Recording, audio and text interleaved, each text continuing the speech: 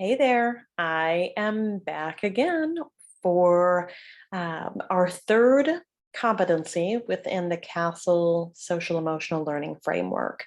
So in our previous two videos, we talked about the first two competencies, which are self-awareness and self-management. And today we're going to move into the third, which is social awareness. It's great that all of these competencies have names that are very self-explanatory. So social awareness is just that. It's being aware of the people around us, understanding how our words, um, reactions, actions, behaviors impact the people around us. And also how to respect all people, right? Who are, whether they're similar to us in some ways, different than us in many ways. Um, and so there's that acceptance and diversity piece within this competency as well.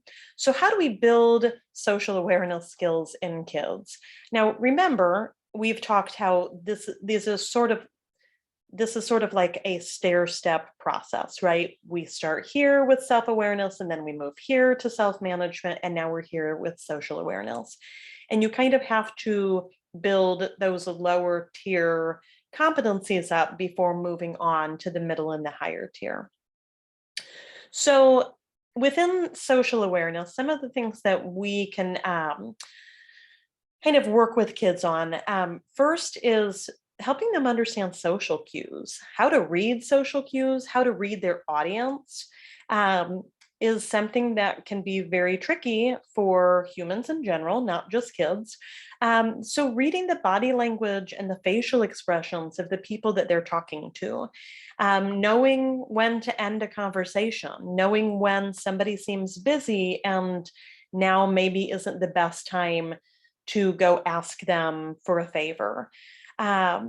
So all of these are really important in communicating. So focusing on those social cues is part of social awareness. Another is teaching kids respectful disagreement strategies.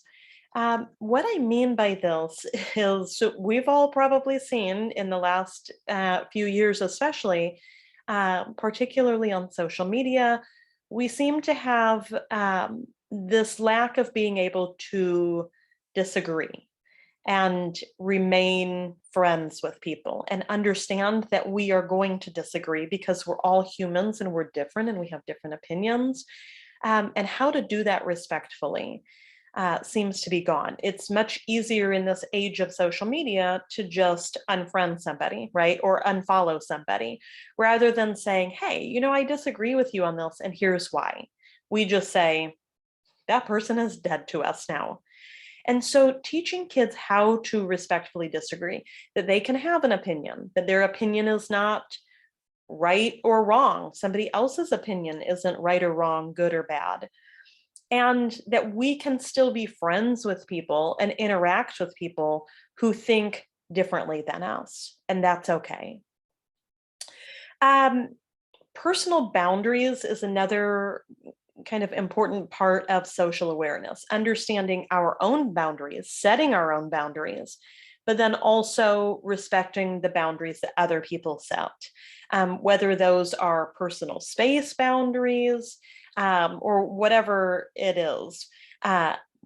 Helping kids to understand that it's okay to have boundaries. They can set them for themselves, but then if we set them for ourselves, it's likely that other people have those boundaries as well. And how do we understand that and respect that? Next, another kind of part of social awareness is knowing that we are part of sort of this bigger community, and helping kids to kind of figure out where they fit into that, whether we're talking about a classroom community, a school community, a neighborhood, a city, or more globally. We are each a small part of these different communities. And so what is our role within that community? How can we be responsible members of that community? So ways that we can be helpful in the classroom, in our school, in our neighborhood. What are our responsibilities and our duties as citizens? or as members of each of those communities.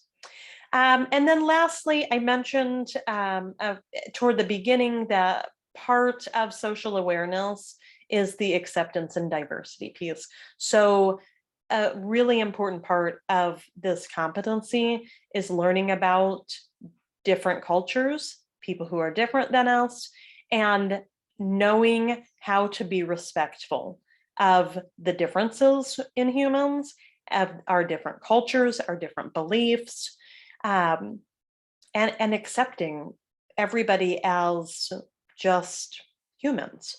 And so there are lots of different ways that we can go about doing that. If you'd like more information on any of these strategies that we've talked about today, you can go to my website, which is akeducationalconsulting.com. And I have a blog post for each of these competencies that goes into a little bit more detail than I can go into in 4 or 5 minutes here on YouTube. So I hope that you will check that out.